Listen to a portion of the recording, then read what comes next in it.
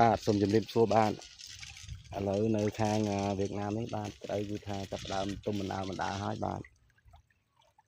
មានកន្លែងមានតែថាវាទឹកច្រើនហ្នឹងបាទគឺវានៅខៀវកន្លែងដែលយើងគោកហ្នឹងគឺវាក្រហមអស់ហើយបាទ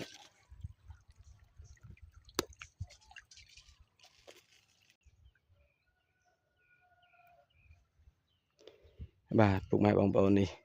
ខាងសណ្ដែកបាទសណ្ដែកដីសណ្ដែកដីនេះដែរបាទគឺចិត្តដែរហើយបាទចិត្តដល់ថ្ងៃដកដែរហើយបាទចឹងស្រែគេរៀងលើជាងស្រែខ្ញុំបន្តិចអានេះថងនេះគេដាក់រាងកំឲ្យកណ្ដោចូលបាទទេសភាពនៅខាងកម្ពុជាក្រោមបាទមានដើមថ្នោតមានអីជុំវិញភ្លើងចឹងឯងបាទនេះគឺថាដើមថ្នោតនេះដើមថ្នោតចិញ្ចឹមកណ្ដោបាទកណ្ដោធំមកណាស់បងប្អូនអើយកណ្ដោហើយនេះស្រូវរបស់ខ្ញុំផ្ទាល់បាទគឺអញ្ចឹងឯងបាទហើយខ្ញុំក៏ធ្វើនេះថាពេលណាដែលទឹកភ្លៀងវាឡើងមកខ្លាំងបាទគឺវាចោលចឹងវាមិនអាចបាក់ទំនប់ដែលខ្ញុំទប់បានទេគឺខ្ញុំដាក់ឲ្យវាហូរលើបាវនេះបាទផ្លូវទឹកវាហូរលើបាវនេះបាទនេះបំពង់ដែលខ្ញុំទំតែដកមិញហ្នឹងណាពីព្រោះអីបានដកព្រោះទឹកស្រូវយើងចិត្តទុំហើយចឹងយើងកុំទុកទឹកទៀតខ្លាចវាដួលព្រោះឥឡូវវារករឿងដួលខ្លះហើយស្រូវនេះបាទចិត្តនឹងច្រូតហើយបាទចិត្តច្រូតហើយប្រហែលជា10ថ្ងៃទៀតហ្នឹង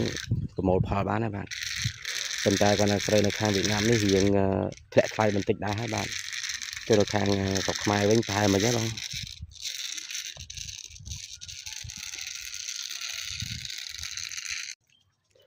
ចឹងបងប្អូនអើយជួយគ្រប់គ្រងវីដេអូខ្ញុំ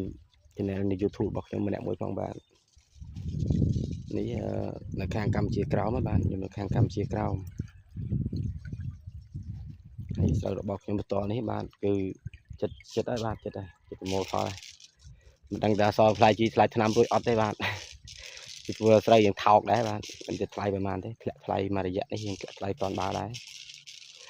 មិនមែនឡើងថ្លៃគ្រាន់បើទេបាទគឺធ្លាក់ថ្លៃគ្រាន់បើដែរបាទចឹងហើយមានដើររស៊ីរយមុខរបរឲ្យផ្សេងបាទបើធ្វើស្រែចាំពឹងរំពឹងធ្វើស្រែសតទេគឺអត់បានទេបាទហូបអត់គ្រប់ទេគឺអត់មានជំនួយអីផ្សេងទៀតបានទេបាទ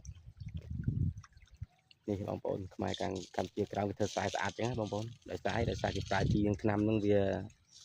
គ្រប់គ្រាន់មួយក៏ថាត្រូវនឹងស្ថានភាពស្ថានភាពណាបាទបងប្អូនចឹងមានតែប៉ុណ្្នឹងទេសូមអរគុណពុកម៉ែបងប្អូន